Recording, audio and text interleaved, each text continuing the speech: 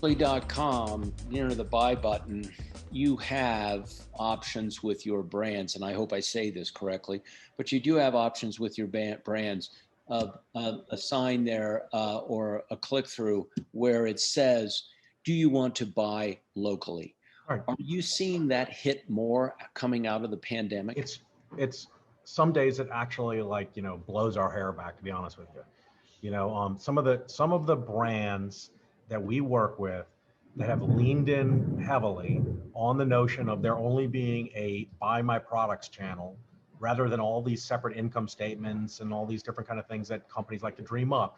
The companies like Apple, who are just like, we don't care how you're going to get our product, we just want you to get it. We're seeing tremendous growth with those companies. Okay, we now locally now interacts with about 1 million people a day.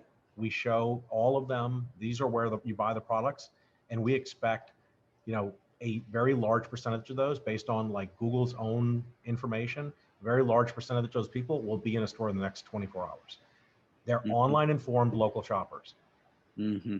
And give us about 15 to 30 seconds on the locally platform so our viewers know exactly what that is. Sure. So locally is essentially Amazon for people who want to walk in a store rather than have a box shipped to them. So, we're simultaneously a marketplace environment and a series of tools that brands and retailers can use to reach online shoppers using digital commerce tactics, but then drive them to a BOPUS or a click and collect or a curbside or a same-day delivery transaction. So we don't have anything to do with shipped packages.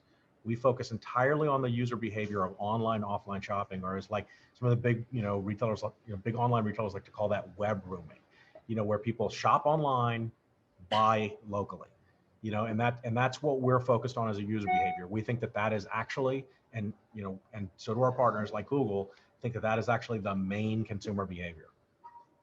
Yeah, and you touched on this, but I want to touch on this again.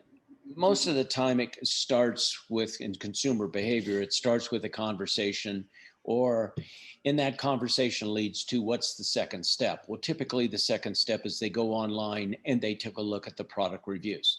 And a large amount of people are going to Amazon and Right. they're staying now and they're reading reviews.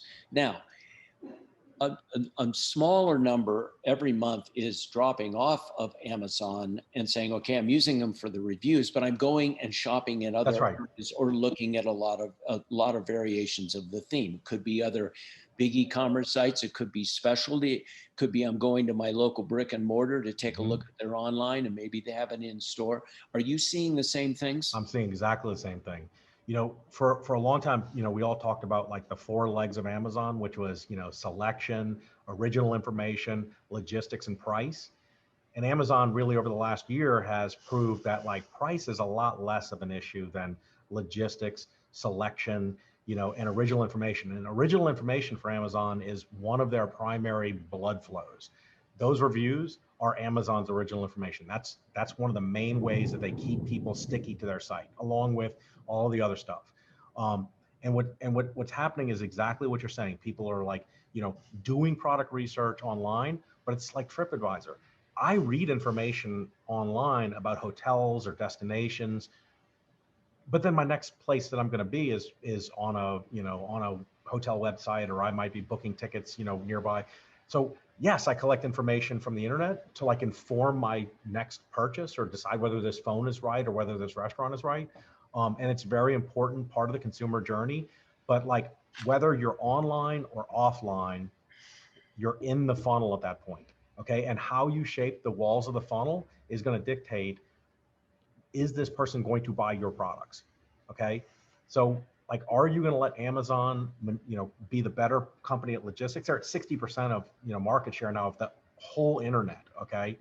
They were at the gold rush first. They won it.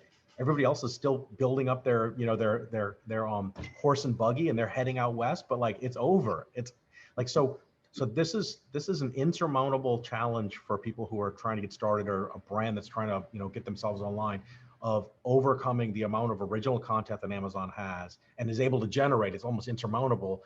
And so like, how do you control the funnel? Like Local stores have, like Amazon, a lot of original content in the form of like employees who can help people with things. Mhm. And I think what you're doing is tapping into across the board how you get somebody from the very rim of the funnel down deep into it, where they can then make a logistics or, a type of purchase decision, but you got to get them down there. You got to get them far enough in where they go, I trust this. Hmm. And what's also interesting is like backcountry.com just opened a store in Park City. Okay. Mm-hmm. So they've been online, now they're in store. That's what they're all doing. They're all doing it. So anymore with consumer behavior, when we do our consumer research, they don't even look at, well, what do you mean online, offline? What's all that mean? Because here's how I do things. Okay. And they look at it all as one. Okay. Yeah, And what's that's right. interesting and what's interesting is how will the brands manage that? Because the brands in the past have looked at things as these are my distribution channels. This is how I look at things. And I have key account managers for REI, and I've got all sorts of things. How, when the consumer looks at this now, the consumer looks at this as one big buying opportunity, and I have a lot of different options here. How will the brands look at this? Well, the brands are being torn apart by exactly the same things that that the retailers were being torn apart by 10 years ago and had to adapt to. The brands are now being torn apart by all of the gatekeepers and all the toll bridges, all the different ways that, like, the Googles and the Amazons and the, the really big guys, the eBays or the whatever. I mean, how do we gatekeep this so that, like, we get like a large percentage, 15 to 18% of your sale? How do we do this? And and our vision is, rather than any of that, rather than creating another AOL or creating a CompuServe or a private environment or a walled garden or any kind of stuff, like, our focus is on, like, how do we connect everybody to everybody? How do we connect the consumer and let them make all those choices while collecting the information they need to complete their purchase agnostically, which is really the most important part of this. Is how do we get away from these proprietary, businesses that, like, are mostly serving to, like, gatekeep, the consumer behavior. Consumers are like, I don't care, I'll buy it on Amazon, I'll buy whatever. But the problem is that it would be like Walmart having 60% of, like, all, physical retail. Mm-hmm. All of your choices are less than. All of your brand negotiating power is less. All of your retailer negotiating power becomes less. And so I don't think, any of those things are really good. Yeah. And what's also um, interesting to me is how does locally fit into all of this? You've got the consumer looking at it. This is my buying opportunity with a lot of issues, and I don't care whether it's online or offline. Then you have the brands who have got to make that adjustment on where do they market, how do they advertise, and those kind of things. Right. Do you think that the brands really understand yet that the consumer is totally in charge?